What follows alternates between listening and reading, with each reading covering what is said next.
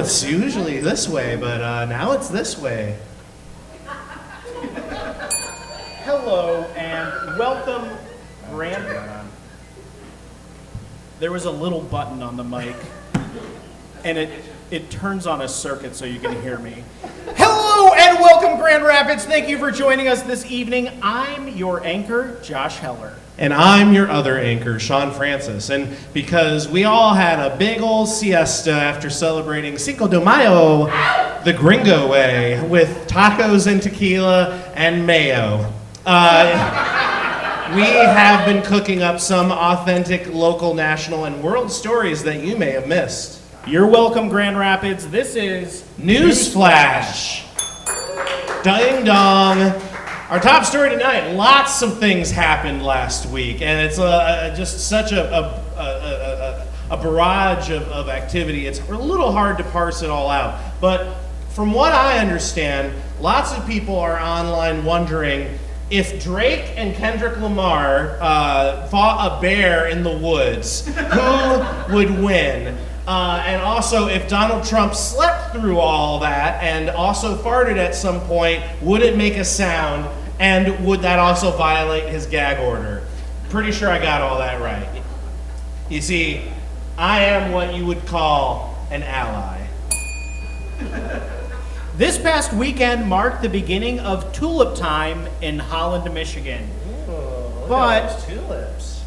Oh yeah. But due to the unseasonably warm winter this year, many tourists found that in the peak bloom period had already passed, leaving mostly stems behind. Oh no. And if I go through all the trouble of wearing wooden shoes for nothing, I've got tulips for you right here. The U of M graduation was interrupted by a pro-Palestinian protest this weekend. Typically, the ceremony is interrupted by someone yelling, "Go green, go white." This year, it was "Go green, white, black, and red." Good for them, right? And surprisingly, this morning, Hamas announced it has tentatively accepted a ceasefire proposal from Egypt and Qatar. And though nothing officially has gone through just yet, I think it's pretty safe to say that all it took to solve this issue was just for some white college students to get arrested. Thank God. A law-themed brewery recently had its grand opening in Owasso, Michigan, where all IPAs are now in season. Ooh. The brewery is complete with miniature gavel tap handles, flights delivered on carved legal books, and a breathalyzer machine at the door, where if you're found over the legal limit, the entire bar will get to play judge, jury, and executioner. Uh-oh. An Illinois map shows where the state could be underwater from rising Lake Michigan water levels in the future, and much of what winds up being underwater is Chicago. Apparently, this flood will probably be caused by a cow accidentally kicking over a bucket of water. It's a history joke. They'll bounce back, just as they always do. The Windy City will just become the Wavy City, like a Midwest modern Venice, complete with a pivot to Uber gondolier.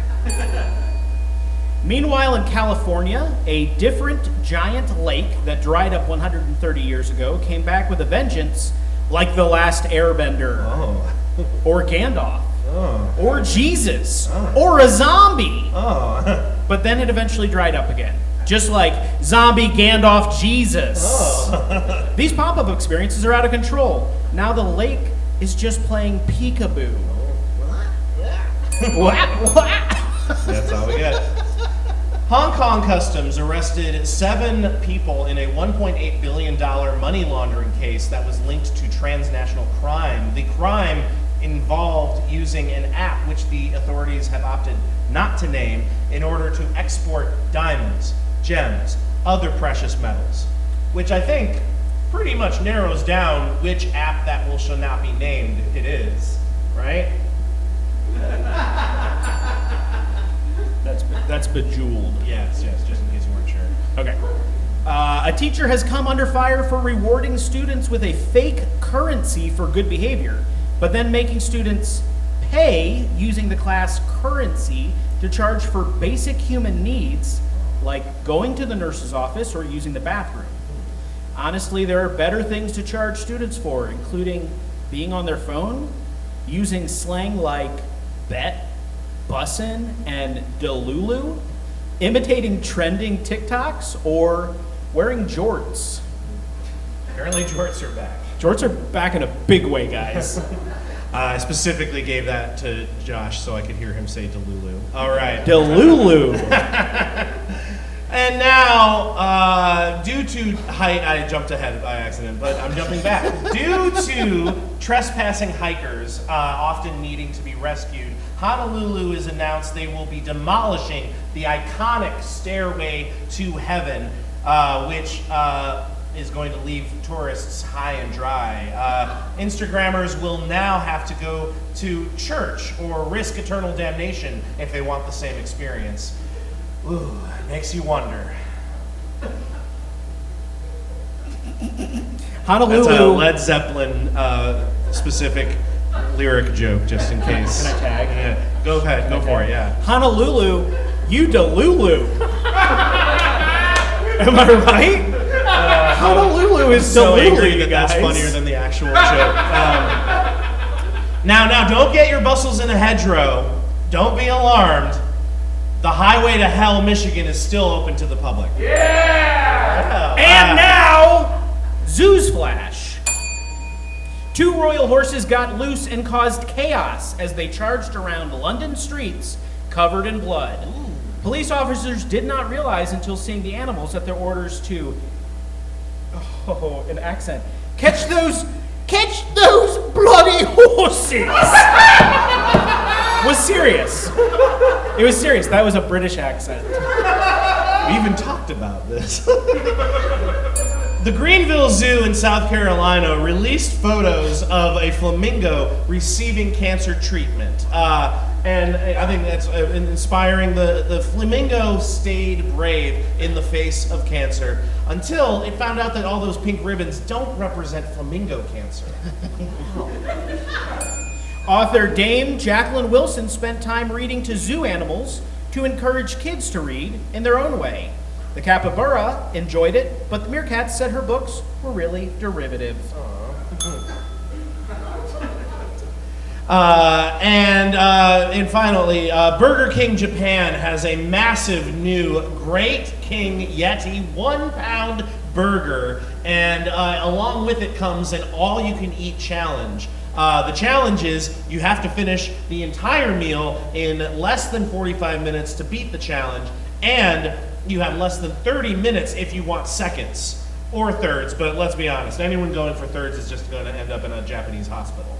The challenge is harder than it seems because due to the Yeti nature of the meal, the burger patty is completely frozen. Yikes. But if you beat the challenge, the long dormant red emergency phones will go off in the homes of Morgan Spurlock, Kobayashi, and Casey Webb, and they will each look at it ruefully and clench their fists, swearing that they were out, but they have one last battle to fight. That was our last joke. We'd like to thank our writers for NewsFlash this week, and if you'd like to see your name up here, you can submit your jokes to comedyoutletmondays@gmail.com with the subject, NewsFlash Tips. That's right. You can follow us on Facebook, YouTube, Instagram, watch videos of past shows, lineups for future shows, find our submission form to put your act on stage, and learn about other ways to get involved. And if you can't wait for that, you can hop up on stage at the end of the show during our free open improv jam tonight, led by... Nope, that's not true anymore. That's not true, but... you can do the first part and not the part I didn't say yet, right? Yeah, exactly, yes, yeah. If you can't wait, you can hop up on stage at the end of the show during our free open improv jam, period, end of line. Inside baseball happening on the script right now. You could be you. But now, Grand Rapids, you're welcome. Newsflash, this is Comedy Outlet Monday.